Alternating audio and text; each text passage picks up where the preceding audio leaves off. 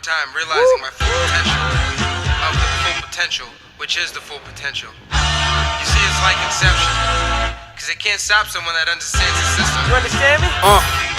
Oh my, please stop this man, he's causing damage. I demand you on these tracks, they say he's like a vandal. Show some manners for a legend in the making, damn it.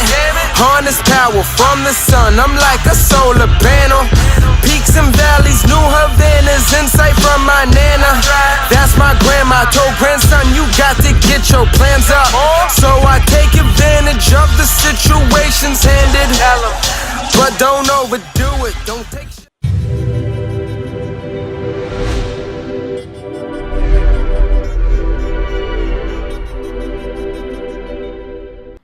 What is going on, ladies and gentlemen? Welcome back to the channel, and you join me for the third day in a row with another Destiny video. I hope you liked that intro. I thought I would try and style it out a little bit. Hopefully it worked, but everybody loves, oh my god, cat. Anyways, at the time of making this video, Destiny is currently updating. Servers are down, I repeat, servers are down, and Destiny is currently updating, getting ready for the Rise of Iron. And the update is 2.4.0, and they've entitled it The One Preparing for the Rise of Iron. And I thought what I would try to do is just run through what some of the actual bits and pieces that are going to be happening to the game. Now, in terms of weapons, with the auto rifles, they've reduced the maximum magazine size for the highest rate of fire auto family. So that's all weapons in the Doctrine of Passing family. Thank God that gun fires ridiculously quickly. And they've also increased the damage to middle rate of fire auto rifles by 1.5%. They've already buffed it, I don't think they need to buff it again. Pulse rifles, they've increased the rate of fire for the High-K pulse rifle, the Ludmilla D, and they've increased the damage for the middle rate of fire family pulses, so Nerwin's Mercy, and they've increased that by about 2%. Nerwin's Mercy is a laser gun, they don't need to do that. Hand cannons, they've fixed a couple of issues with Zael's Bane, the rate of fire stat it displays incorrectly, and they've fixed an issue with the Taken King, Vanguard and Arms Day hand cannons. Stats would display incorrectly. From a shotgun point of view, the Immobius decreased spread on Titan class shotgun, and they've increased the stability, about a 60% stability increase, like they need to increase the stability by that.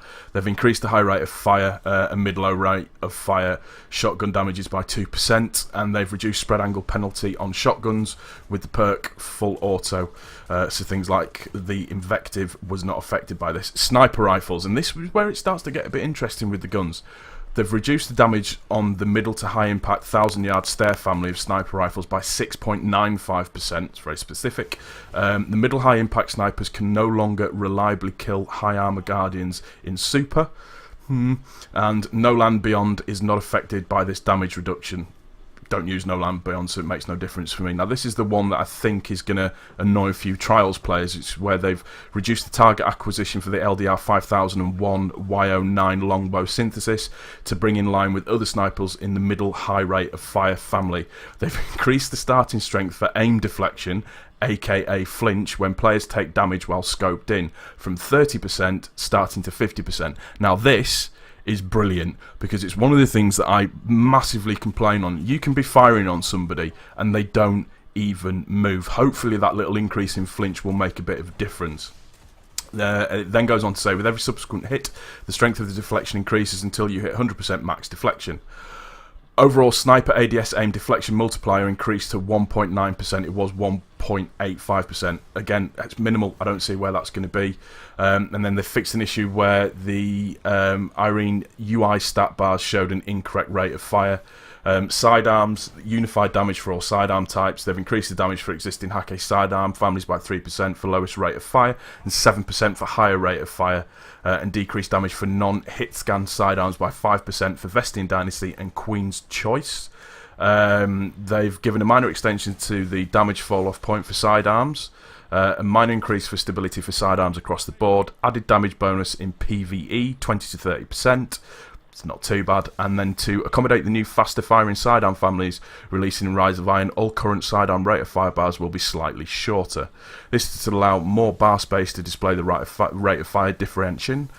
and it does not change the actual fire rate, just the stat bar representation. So again, that's more of a cosmetic change more than anything. Rocket launchers. Extended damage fall-off distance on cluster bomb perk explosions should more reliably damage enemies now. I can't tell you the amount of times where you fired somebody with a rocket with tracker on and cluster bomb and it doesn't do any damage whatsoever at all. The grenades and horseshoes perk proc radius reduced 1.3 to 1 meters. The truth's not affected by that. With the machine guns, they've increased the damage on highest rate of machine guns by 4%. There's stuff on there on weapon perks, general. Now this is the one that everybody is getting a little bit salty about. Take a knee. It now activates after half a second on crouching. It's disappearing off the radar. And added flinch reduction by 25% and increased aim down sight speed by 25%. Well done, Bungie. You have just given everybody the ability to camp the crap out of everything from back of the map and take people out because the ads is going to be quicker. It's just one of those things that's going to be annoying, but it's just pain in the arse, but we're going to have to find ways to combat that, I think. One of the other things on there, you've got Guerrilla Fighter. They've increased the stability range bonuses by 200%. Think of it as a bonus hammer forged and perfect balance when the perk activates. And then the unflinching, they've decreased efficiency of the perk from 25% flinch reduction to 15% flinch reduction, sorry. Firefly, they've just fixed a possible crash related to special effects triggered by the Firefly perk. So again, that's a cosmetic thing. Looking at the exotic weapons, I'm just looking through bits and pieces of this. There is going to be a new quest for Thorn, but they've reduced base range by 25%. Touch of Malice. The Touch of Malice's self-damage infliction now removes Blessings of Light. Oh my god. There's nothing in there really that I would use on a regular basis. Armour, from a general point of view, they fixed a bug causing, let me see where we're at, fixed a bug causing +1 armour perks to sometimes fail to function, and class items can now accept shaders. That's quite cool actually, because I know with some of them you couldn't, the shader wouldn't go onto them properly. They've made some changes to activity, so public events, first daily public event, goal completion, one times legendary engram, 15 times destination materials, 15 times legendary marks, 5 times motes of light, very low chance of exotic shard, 4k XP, core subclass gear, and 25 times vanguard rep. And then repeated goal public events, what you then get, so if you do the same one again, 200 times glimmer, chance of 2 to 5 destination materials, chance of 1 to 2 motes of light, 1.5k XP, green, blue, engram, 25 times vanguard rep, and then repeated silver public events, 100 times glimmer, chance of 2 to 3 destination materials, 750 XP, and then for the bronze public events, 50 times glimmer, chance of 1 to 2 destination materials, and 500 XP. From a quest point of view, the quest menu has been changed and renamed to Progress. Record books have been moved from the materials on the inventory menu to their own location in the Progress. Thank God they were taking up room. Quest, bounty and reputation displays have been adjusted again. It's probably more of a cosmetic thing. Crucible, this should be interesting. From general, legendary engrams have been removed from the Crucible PGCR to Crucible legendary. So Crucible legendary weapons will drop significantly more often. Good, it's about time. Fixed an issue where Crucible activity tooltips were shown in the wrong icon. Good stuff. Beowulf, Cicero and Gilgamesh shaders can once again be acquired by completing Crucible matches. Fix some reward logic associated with vanity items from Shaq's weekly package. The Crucible quest faction's new monarchy will no longer ask the player to earn points in the salvage playlist. Don't know why. Crucible Quartermaster weekly bounties have been removed. Damn it. Free Sterling Treasure from weaker Crucible and Postmaster will be discontinued. I'm assuming you'll still be able to buy it. Sterling Treasure is still available from the Prison of Elders and Eververse. Game types general. 3v3 game types give slightly less heavy ammo per brick. That's not bad actually. Trials of Osiris. Trials of Osiris for Year 2 has ended. Trials of Osiris will resume in the Rise of Iron 30th of September. Elimination. Heavy ammo now only appears at one central location in elimination matches. That's actually really cool because it means that everybody's going to be rushing to it and it's going to be carnage. fixed a bug where the heavy ammo could persist through rounds if the heavy round ends before it can spawn. I've seen a couple of videos of that where people were just constantly picking up heavy ammo synthesis after heavy ammo synthesis, so it's good that they fixed that. Salvage, they've reduced the initial relic capture spawn delay from 15 to 10 seconds. That'll speed up the game slightly. Reduced time between relic spawns to 25 to 15 seconds. Again, this is about making salvage game quicker. Reduced countdown time on enemy probe from 45 to 30 seconds. Yeah, again, it's about speeding up the game mode. Increase successful sabotage score from 150 to 200 points. Again, this is all about increasing the game score. Change scoring so that now only the interacting player gets points for successful sabotage. That could cause issues, potentially. Rift added an overshield on player spawn to cut down spawn camping.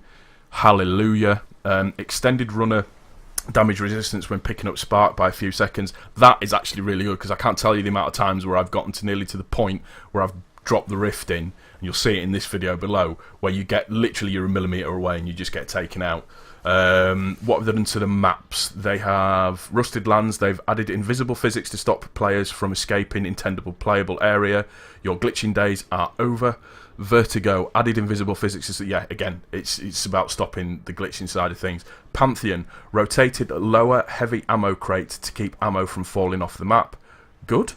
That's not good. That has happened a few times actually. And Blind Watch moved elimination timebreaker zone indoors to avoid bias towards Bravo. That is really good, because that's happened a couple of times actually. So that should work out quite nicely. UI. Changes that made some of the UI. Fire team and players in current game sessions lists have been combined and will display 12 players without needing to change pages. It's a cosmetic thing. Clan roster has been added but will not be immediately available. So you'll be able to see, so if you're in a clan like we're in the Cautiously Optimistic, you'll be able to view everybody that's in that clan and you'll be able to see whether or not they're online. The inventory menu has been modified to add ornaments. Good. I don't know if that increases the space or not. And then you've got the abandoned quest kiosk menu. Pagnation now allows users to view more than the first page. I think some people were a bit salty by that. That's basically everything from the patch update itself. I mean, it's a 12 gig patch update, so you know that there's going to be some changes to the actual Destiny world itself. There's going to be little sort of strange things. You'll be able to see certain little bits and pieces. There'll be bits and pieces that aren't that aren't immediately available until the game actually goes live on the 20th of September. So just wanted to bring you those. I'll put a link in the description down below to the actual update patch notes, so you can look at it to your heart's content. And there's the weapon change philosophies on there as well that you can go to. Just wanted to bring it to you. Hopefully you do enjoy it. If you have, please don't forget to click that like button. If you are new to my channel, please also don't forget to subscribe, and we will see you on the next one. Rise of Iron is approaching, bitches! Peace.